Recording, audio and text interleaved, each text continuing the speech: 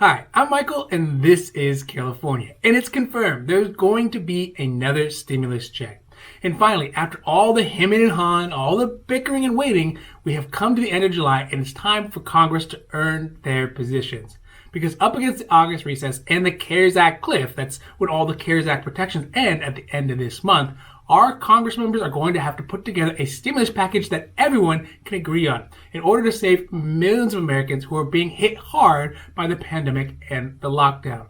So today we're going to go over what we know about the next stimulus check and what provisions are in it. Now this is your 5-minute daily dose, so let's make this quick. But before we do that, if you like this information, if you find it interesting, if you find it helpful, please don't forget to like and subscribe. That way you can get updates when our newest and most informative videos become available.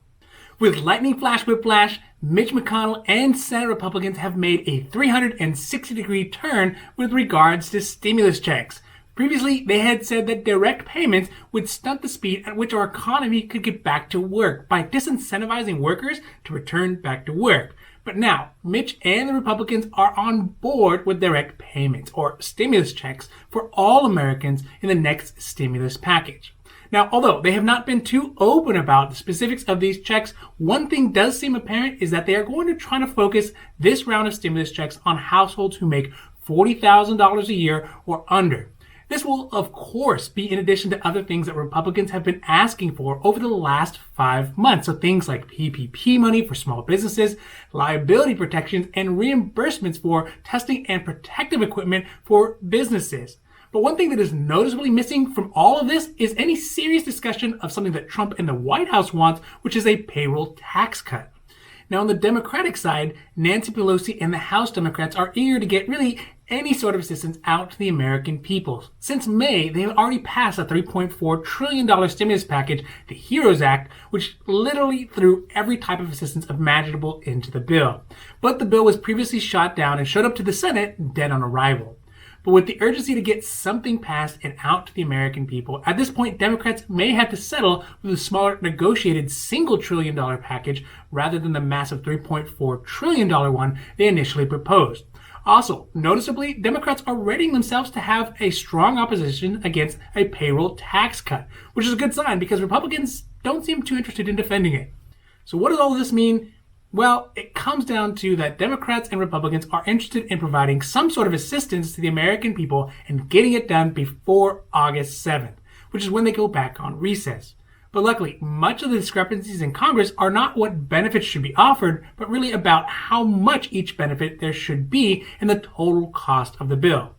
One other sticking point is the payroll tax cut, because neither the Democrats nor the Republicans really seem interested in defending this benefit, but without it, the President and the White House may be reluctant to sign whatever bill Congress can hammer out together.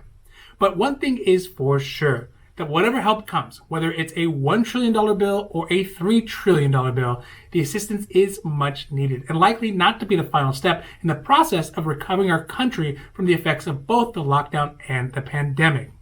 This has been your 5-minute daily dose, and I hope that you found it interesting or helpful or at least useful. And if you did, please don't forget to like and subscribe. That way you can get updates when our newest and most informative videos become available. Also, if you have any comments or questions, leave them down below. We love to see your comments and questions, and we'll be happy to make a new video or a new post as soon as we can to go over them. Now finally, we here at California, we know health insurance. So whether it's private health insurance or Covered California or Medicare or Medicaid or Medi-Cal, we know health insurance. Because I know it can be very confusing coming out of your work insurance and having to go on to private health insurance. Or maybe you're turning 65, you're trying to figure out what are the best Medicare options for you that fit your needs as well as your budget. Or maybe you're coming out of a government program like Medicaid or Medi-Cal, and now you have to get health insurance on the private side. We can help with all of that. So if you have questions about your healthcare, leave those down below, and we'll be happy to make a new video or a new post as well for that. Now, other than that, I'm Michael, and this is California, wishing you a happy, healthy day.